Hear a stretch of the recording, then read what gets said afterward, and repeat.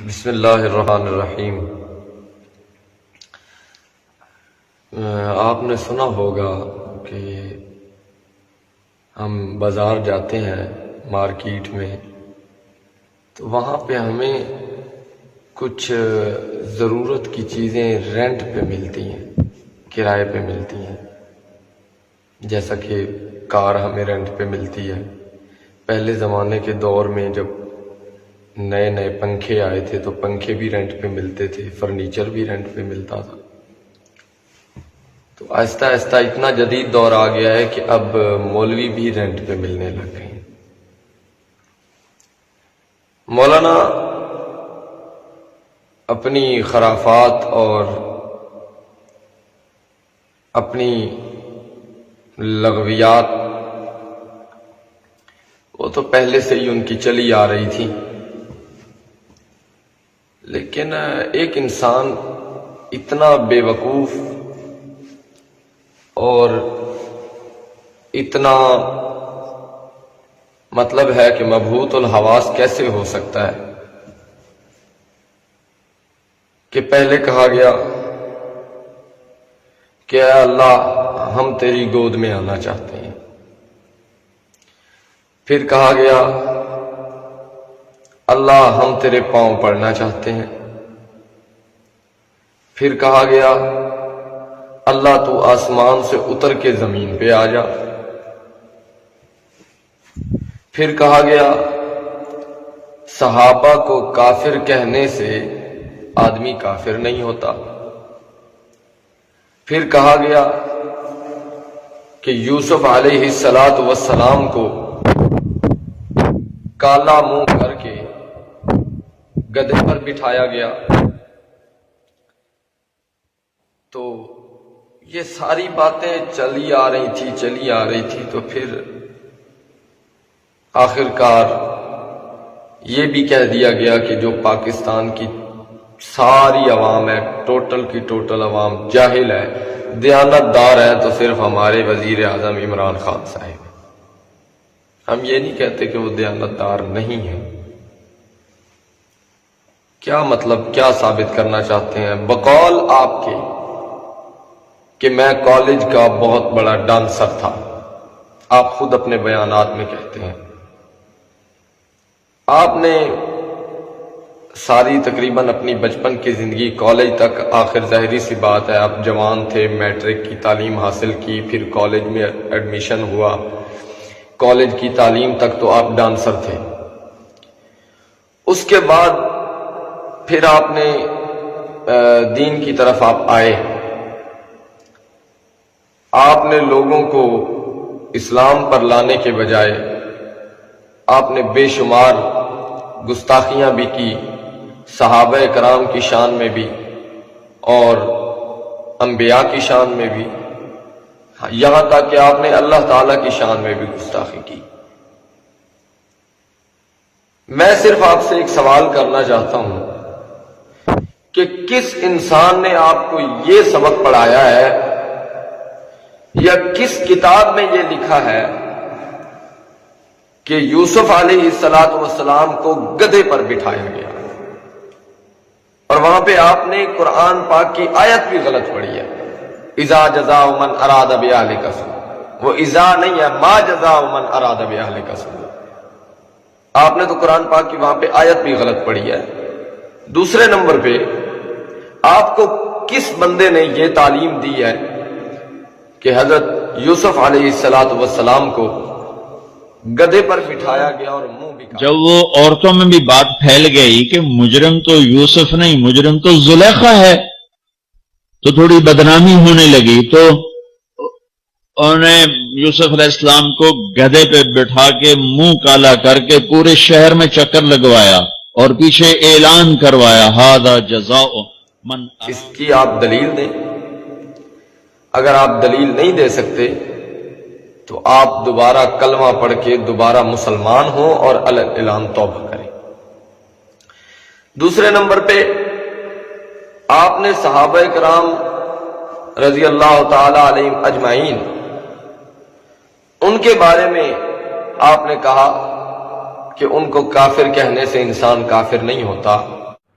یہ بھی سن لو کہ تک صحابہ کو کافر کہنے سے آدمی کافر نہیں ہوتا. یہ اپنے ہی اکابر کے فتاوا میں نے پڑھا ہے. ایک آدمی کہتا ہے سارے صحابہ کافر تھے، اس پر اس کے کفر کا فتویٰ نہیں آیا. اب وہ قرآن کو نہیں مانتا کہ یہ قرآن وہ نہیں ہے کوئی اور ہے، اس پر وہ کافر ہو جائے گا، لیکن تکفیر صحابہ کے قائل کو کافر نہیں کہہ سکتے. اگر ان کو کافر کہا جائے تو مولانا پھر مسلمان آپ بھی نہیں ہیں، اور میرے خیال میں تو اب آپ مسلمان رہے بھی نہیں. کیونکہ نہ ہی آپ نے کسی صحابی کو چھوڑا ہے، نہ ہی آپ نے نبیوں کو چھوڑا، اور نہ ہی آپ نے اللہ تعالیٰ کی شان میں گستاخی کرنی. مصر کا فرعون صرف 70,000 بچوں کا قاتل تھا. تو آجا بڑی دیر ہو گئی ہے، تجھے تیری عزتوں کا واسطہ، ہم تجھے بلانے آئے ہیں. بچہ مار کھا کے ابا کو بلانے جاتا ہے، ہم بھی پٹ کے تجھے بلانے آئے ہیں. آجا نا، تو آ جانا میرے مولا، ہماری جگ ہنسائی بڑی ہو گئی، اب تو آ نا یا اللہ. اب تو تیری خدائی پہ ہاتھ ڈال رہے ہیں، وہ کہہ رہے ہیں ہم خدا ہیں، تو آ کے انہیں دکھا یا اللہ. آجا ہماری ضد مان لے. تو ہمارے سامنے ہوتا ہم تیرے پاؤں پکڑ لیتے، ہم تو سے چمٹ جاتے، ہم ضد کرتے، ہم روتے دھوتے، ہم لوٹ پوٹ ہوتے تیرے آگے پیچھے. یا اللہ ہم شور مچاتے، اب بھی ہم اپنے ایمان کے تصور میں تیرے ہی قدموں میں گرے پڑے ہیں، تیرا ہی دامن تھام رہے ہیں. ہمیں اپنی جھولی میں چھپا لے ماں، اور تو دروازے نہ کھولے تو تیرے یہ بندے اب کہاں جائیں گے، یہ دھتکارے ہوئے اب کہاں جائیں گے. اللہ اے موت سے زیادہ پیار کرنے والے. اتنی گھٹیا سوچ، اتنا مطلب ہے کہ آپ کو خوف نہیں آتا خدا تعالی سے کہ آپ منبر رسول پر بیٹھ کر لوگوں کو اسلام کی طرف دعوت بھی دیتے ہیں اور دوسری طرف کہتے ہیں اللہ ہم تیرے پاؤں پڑنا چاہتے ہیں. اللہ تو وجود سے پاک ہے، تو آپ کس خدا کے ماننے والے ہیں جس کے آپ پاؤں پڑنا چاہتے ہیں؟ اگر آپ اصحاب پیغمبر کو کافر کہتے ہیں تو آپ کے اندر بھی میرے خیال میں اسلام کی رتی بھی موجود نہیں ہے. تیسرے نمبر پہ آپ نے اللہ تعالیٰ کے بھیجے ہوئے پیارے پیغمبر حضرت یوسف علیہ السلام کے بارے میں اتنے گھٹیا الفاظ کہے. مجھے تو شرم آ رہی ہے کہ میں آپ کو ایک عالم دین کہوں. اگر آپ کی یہی سوچ ہے اور آپ اس بات کے اوپر ڈٹے ہوئے ہیں تو آپ سے بڑا جاہل انسان دنیا میں موجود نہیں ہے. اور ویسے بھی جب سے آپ کی یہ لغویات اور خرافات اور بکواسات میں سن رہا ہوں، میں نے آپ کا نام رکھا ہے طارق جہیل.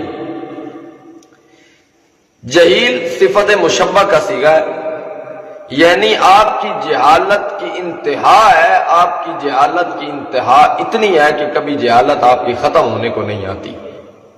آپ اتنے بڑے جاہل ہیں. ایک میں نے آپ کے بیان میں واقعہ سنا جو آپ نے من گھڑت اور ضعیف اور جھوٹا واقعہ سنایا. بخاری سے آپ نے وہ واقعہ لیا کہ جناب نبی علیہ السلام نے صحابہ کرام کی دعوت کی اور اس دعوت میں آپ نے ایک بکرا ذبح کیا، اور اس بکرے کو جب آپ نے ذبح کر لیا، کھانا تیار ہو گیا، آپ نے صحابہ کرام سے کہا کہ کھانا کھاؤ اور ہڈیاں ایک طرف اکٹھی کر دو. یہاں تک تو واقعہ ٹھیک ہے کہ نبی علیہ السلام نے کھانا بھی بنایا اور صحابہ کرام نے پیٹ بھر کے کھایا، لیکن پھر بھی کھانا بچ گیا، حالانکہ کھانا کم تھا. یہاں تک تو واقعہ موجود ہے. لیکن آپ نے یہ کہا کہ نبی علیہ السلام نے صحابہ سے کہا ہڈیاں ایک طرف اکٹھی کر دیں. صحابہ کرام نے ہڈیاں ایک طرف اکٹھی کی. اس کے بعد جب وہ کھا پی کے علیحدہ ہو گئے، ہڈیاں پھر جڑنے لگ گئیں، دوبارہ اس کے اوپر گوشت چڑھا، پھر دوبارہ وہ بکرا بن کے چلنے پھرنے لگا. آپ جب تک اپنی طرف سے کوئی مثالہ یا کوئی خرافات اپنی طرف سے نہ ملائیں، آپ کا کھانا ہضم نہیں ہوتا، آپ کے بیان کے اندر لذت نہیں آتی، یا آپ کا بیان لوگ تب تک سنتے ہی نہیں ہیں جب تک آپ کوئی خرافات اس کے اندر ایڈ نہ کریں، شامل نہ کریں.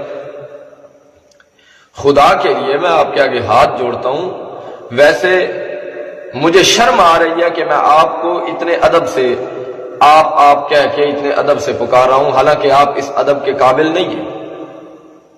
میں امید کرتا ہوں کہ آپ تک یہ میرا پیغام پہنچے اور اللہ تعالیٰ آپ کو ہدایت دے۔ اور ابھی جو آپ نے کل کی بات ہے، آپ نے دعا منگوائی ہے، پرائم منسٹر صاحب بھی موجود تھے، دوسرے جو ٹی وی چینلز کے اینکرز بھی موجود تھے، اس میں آپ نے ایک بات کہی ہے کہ اللہ غیر مسلم بھی تیرے بندے ہیں، تو ان سے بھی پیار کرتا ہے، ان کے اوپر بھی اپنی رحمت فرما۔ آپ کو عالم کس نے بنایا ہے؟ غیر مسلم کے لیے کیا اللہ تعالی نے دعا مانگنے کی اجازت دی ہے؟